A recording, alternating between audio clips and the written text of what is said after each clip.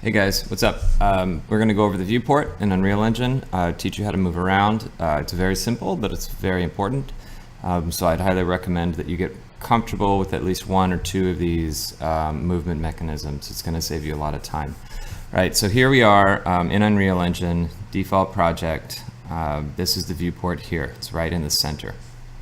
So just to get started, if you press the right mouse button, you're going to take control of the camera, and that's going to allow you to rotate it, pivot it around a single point. I can look left, right, up, or down. This is pretty simple.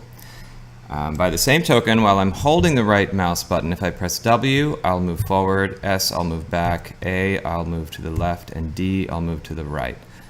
So this is generally the movement mode that I'm in when I'm working in a scene. Additionally, if you hold the middle mouse button down, that's going to let you pan along a plane. So I can't look up or down or left or right, but I can pan up, pan down, pan left, and pan right by moving my mouse. I can also use the mouse wheel forward to zoom, back to zoom. So that's the middle mouse button. The left mouse button kind of is a little bit of a one-hand movement mode. So I'm not pressing any keys. I'm just going forward with my mouse, back with my mouse, and then I'm looking left and right. So this is kind of a one-handed movement mechanism. So if you want to eat some food, maybe drink some coffee, still move around, you can do that. I never use this method, but it's there. All right, so that's very basic movement within the viewport. So get familiar with that, kind of fly around here. Additionally, let's say I'm not working in a small scene like this. This floor is about 10 meters by 10 meters. Instead, maybe I'm working in something that's on the order of kilometers in width, and I want to move around very quickly. Up here in the upper right, there's the camera speed. So it defaults to 4, but it's as slow as 1, which I select 1, and I try to move around in like turtle speed here. And I choose 8. I'm going to go into like hyperspeed mode. Fly around, and then oops, and I've just unselected my floor. I don't know where that is, and I'm all lost. So this is the other extremely helpful hotkey. If there's really one hotkey that you memorize, it's going to be this one, in my opinion. So if you select the floor here in our world outliner and we press F, we will focus back on it. F for focus. So you can do that with any object or actor you have in your scene. You can select it, you can hit F, and it will zoom out or in to focus on it. So I'll select the floor, press F, and I'm back where I started. I should really change my camera back to 4. Press F. Wonderful. All right. The other thing I'll mention in terms of the viewport are the viewport options. So here are your viewport options. I don't really change any of these. The only thing I use is immersive mode. So that's F11. That will just expand your viewport here.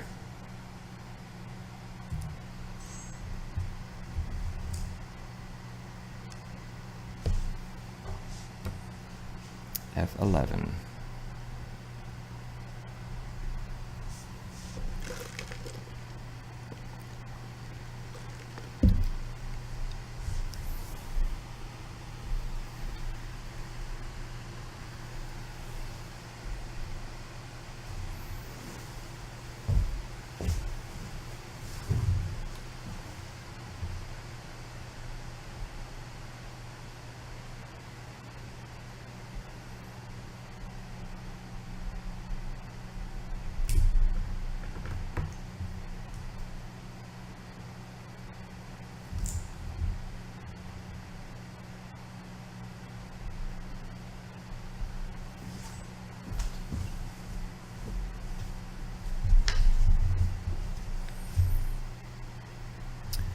All right, so the other thing I want to mention is the viewport options. This doesn't look good.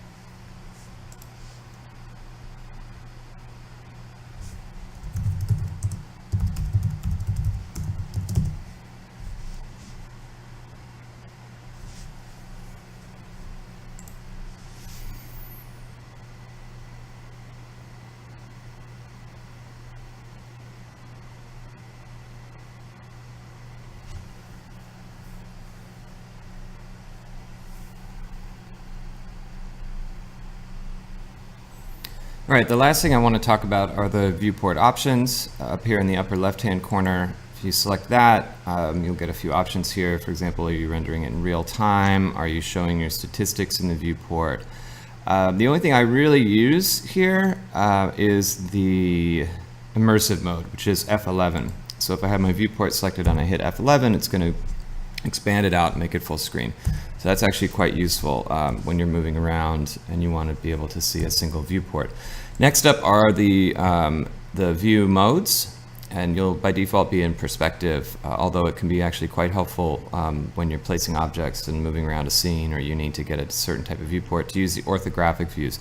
These are top, bottom, left, right, front, back.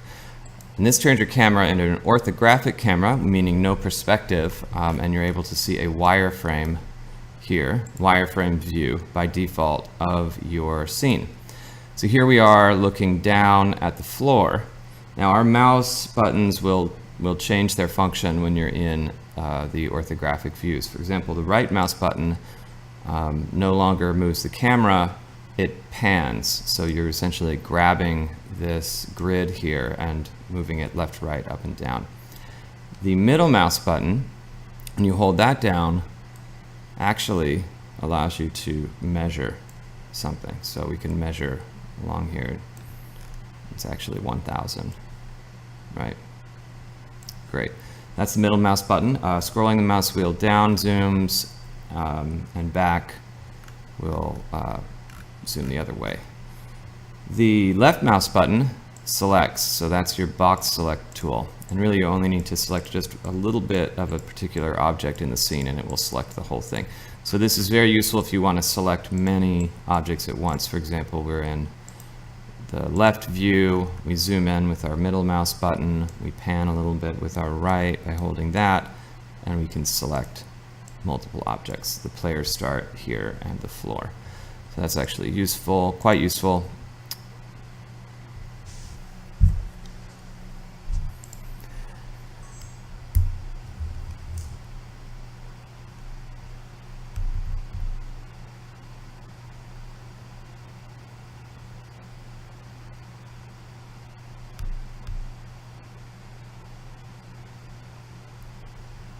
Next thing we have, if we go back to our perspective mode, is the view modes. So by default, you're going to be in a lit view mode, which means that lighting is being applied.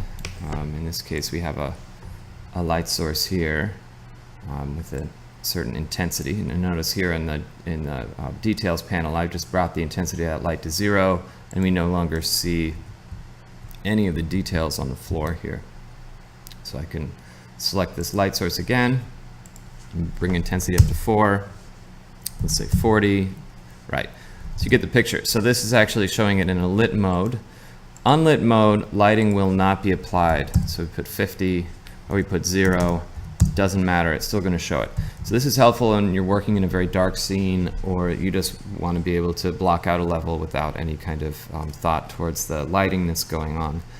So it can be a useful tool for you. Wireframe, we'll show you a wireframe of the meshes that you have. So this is the floor mesh, and here are the polygons that make that up, all of the triangles. And then here are the triangles that make up the sphere, the sky sphere. This sky sphere is the sky. So it's a big dome. Cool, right. Some of these other view modes I rarely use, but if you really want to see detailed lighting, you can select that. Lighting only will only show you how lighting is being, is affecting your mesh. In this case, these sides here, these two sides are really not being lit at all by the directional light, and the top obviously is, and then this side here is getting lit even more from it. So that's just looking at lighting. In general, you can kind of keep on the lit view mode here. That's useful. Okay, and then lastly, I think we've covered everything. This last little button here in the upper right will split screen your viewport into 4. So you'll have a perspective, you'll have left, front, and top. And by mousing over one of those orthographic views, you can move all of them at once, This can be very useful if you happen to have a large monitor, which I do not. It's even better, but I generally stick to just this, and I'll use these keys here to switch my viewport camera. Great. Hope this is helpful. Thank you.